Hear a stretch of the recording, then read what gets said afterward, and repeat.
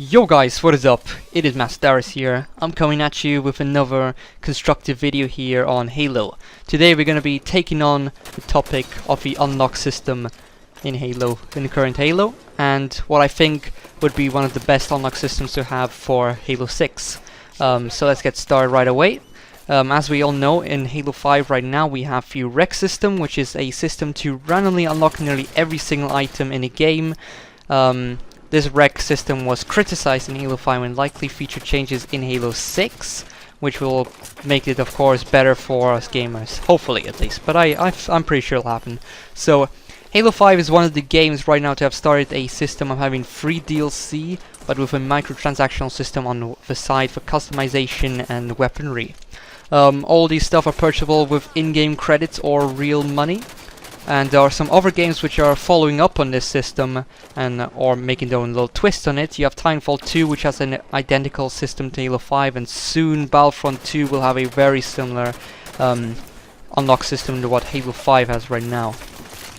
So let's be honest here, while most of us wish we were in a perfect world where we had both free DLC and no microtransactional systems, where we could unlock items through hard work, achievements, challenges, or simply to play in a game, this scenario is highly unlikely in today's state. So the publishers and developers need their inflow of cash to make a profit, pay out employees, and perhaps fund for their future projects as well. So it's either one thing or another at this current state. You either have the season pass or you have the microtransactions. So it is highly unlikely that we'll see neither of them in any game for quite some time, if I'm being honest here. So I will discuss the current issues of the unlock system and list improvements to make it the best possible for both companies and gamers. This commentary will also be as non-biased and realistic as possible. So, first of all, let's look at the previous Halo unlock systems to give you guys a sense of context here. So in Halo 3 and ODST, the armor pieces were unlockable through achievements and leveling up in rank. In Halo Reach, you can unlock armor by leveling up, but then you also had to purchase these armor pieces, armor effects and visors through the credit system, which was an in-game currency. Halo 4 is my personal favorite system, simply because of a variety of ways to unlock stuff. So you had the commendations, which was sort of an in-game challenge system or target system. For example, you could get a certain amount of kills with a rocket launcher, other UNSC weapons, and get assassinations. These commendations, upon completing them, would eventually give you or grant you some rare pieces of armor. So the Venator armor for completing the assassination commendations was one of the rarest pieces of armor in the game for quite some time.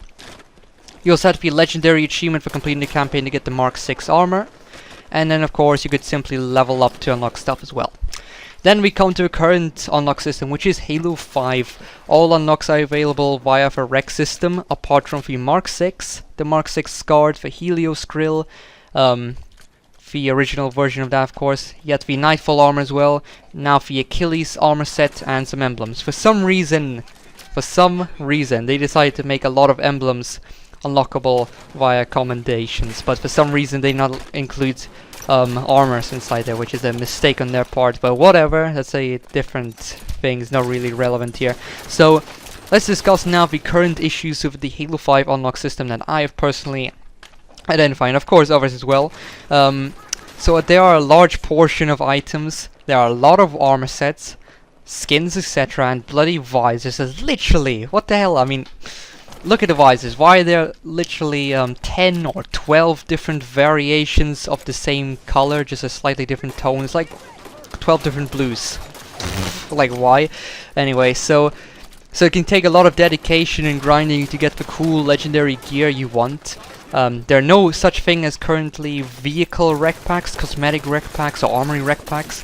So the grind can be frustrating, and the REQ packs literally just give you 2 random items at a time. So if you specifically want a cool weapon, a Prophet's Bane, but you don't really care about getting stupid visors, you're gonna have to grind out for quite some time to get that weapon. And especially if you're a new player, not really a dedicated Halo player, this can be frustrating, as you may find yourself possibly never experiencing the Prophet's Bane unless you pick it up in Warzone, or it'll take you simply a while to get to the Prophet's Bane. So just because the system is highly diluted in Halo 5.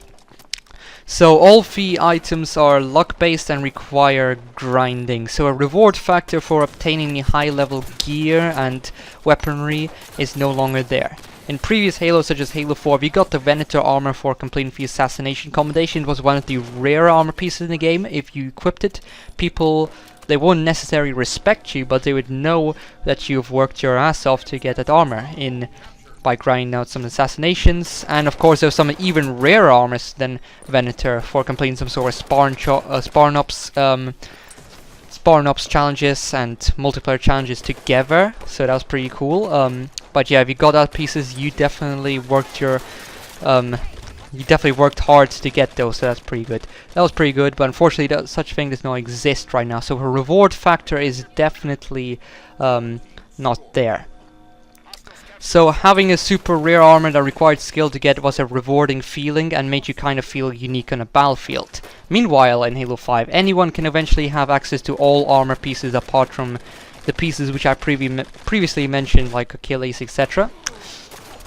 So users with money also feel insecure about their gold pack purchases because, well, they're not guaranteed to get the items they want.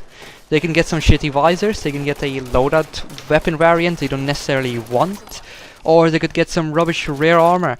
So yeah, if you actually were to improve it, you'd maybe have more purchases for your REQ packs, and I'll get into that, how they can do that later on.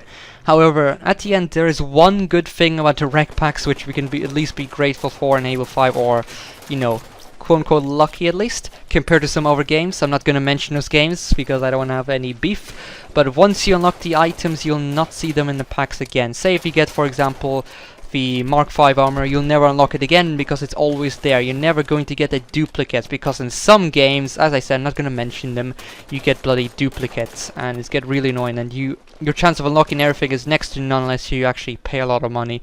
So you can work up to unlocking everything at least, so that's one good thing about the current REQ packs. It is friendly to grinding at least. So now I got some solutions here for REQ packs, for REQ system itself, so let's get into those as well. Right here, starting off, so there should be two systems in Halo 6. One is the REQ system and one is an unlock system which you would use to unlock items through achievements, challenges and commendations. Most of this achievable unlocks should be armor pieces of varied rarity, and some should be more challenging to earn than others. Also include a few assassinations and stances in there, why not? Because in Halo 4 you can unlock some stances through some weapon challenges, I believe. And yeah, so like I said, the REQ pack should return, but the REQ pack should have other armor pieces, some more weapon skins, weapon variants, Warzone, etc. So that way there is a nice balance. You can unlock items through purchasing REQ packs of points, but you can unlock a large amount of stuff by completing challenging tasks. And of course, what was also missing from Halo 5 and Halo 4, there was no badass armor set for reaching the max rank in the game, unlike in Halo Reach, where you got the Haunted Helmet.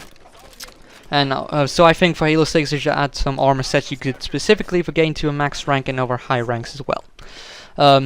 Maybe armor sets could be given out for qualifying in a ranked arena, just in my idea of mine. They could do that, just some cool skins on the armor sets, that would be decent at least. Encourage more people to complete or qualify for rank.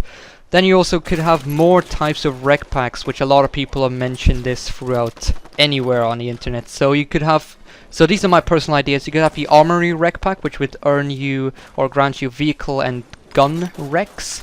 Then you'd have the Cosmetic REQ pack, which would give you weapon skins, stances and assassinations. And then also Spawn packs, which would give you armor pieces and visors. And then of course you can have normal gold packs on top of it as well to get a variety of items, but of course would be slightly more cheaper than the specific packs I mentioned. There is also an alternative method which I might actually prefer and might be a little bit more realistic, but I don't exactly know just yet. But if we can't get those pack versions which I mentioned, we can have the standard gold packs included, but you can perhaps you could specifically purchase some of these higher tier REQ weapons of your choice with REQ points or real money. An example of mine would be the Prophet's Bane for 80,000 REQ points or $4 to $7. This would allow players to get the fun weapons they want directly without having to rely on luck factors in REQ packs. And also, not only that, but it will also allow Microsoft to earn more money from their REQs, because more users would buy these weapons, because guess what, they're guaranteed to get the item they want. There's no luck factor there, so they don't have to roll the dice to get some items. They're guaranteed to get the Prophet's Bane if they want to buy the Prophet's Bane pack. So these are all the solutions I have. If you have any other ideas, feel free to share them, and I hope you guys enjoy the commentary, and I'll see you guys next time. Peace.